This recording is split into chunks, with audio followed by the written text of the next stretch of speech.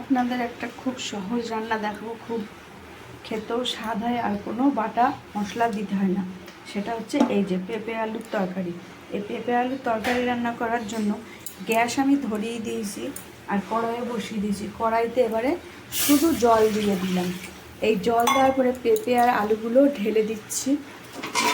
পেঁপে আলুগুলো ঢালা হয়ে গেলে এবার এর মধ্যে দেব নুন হলুদ দিয়ে কিছুক্ষণ সেদ্ধ করতে দেব। তারপরে দেখুন কীভাবে রান্না করি। এই যে দিয়ে দিচ্ছি এক এক করে হলুদ গুঁড়ো।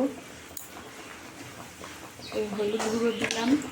এবারে দিচ্ছি নুন দিয়ে এবারে কিছুক্ষণ ঢাকা চাপা দিয়ে রেখে দেবো। আর দিয়েছি এর মধ্যে কাঁচা লঙ্কা চিড়ে।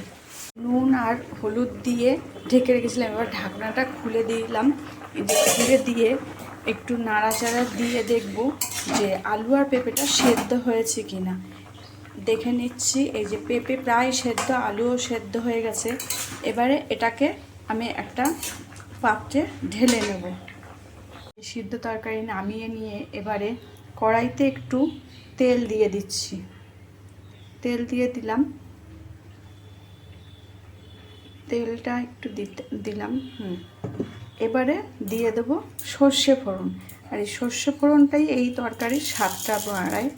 আপনারা যদি মনে করেন যে কেউ একটু জিরের বাটা বা জিরের গুঁড়ো দেবেন, সেটাও দিতে পারেন। আমি কিন্তু কিছুই দেব না।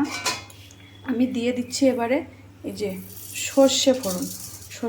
শুধু সর্ষে ফোড়নই দিলাম। দিয়ে এবার এই সেদ্ধ তরকারিটা এর মধ্যে ঢেলে দেবো। সেদ্ধ তরকারিটা এবারে আমি কড়াইতে ঢেলে দিচ্ছি। এই যে সেদ্ধ তরকারিটা কড়াইতে ঢেলে দিয়েছি। এবারে ঝোল একটু কমে আসছে, তো এবারে একটুখানি চিনি দিয়ে দেবো। চিনিটা দিয়ে দিলাম।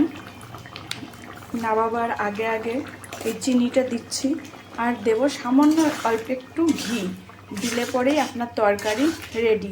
আপনারাও এইভাবে বানিয়ে খেয়ে দেখুন কেমন লাগে, আমাকে কমেন্ট করে জানাবেন।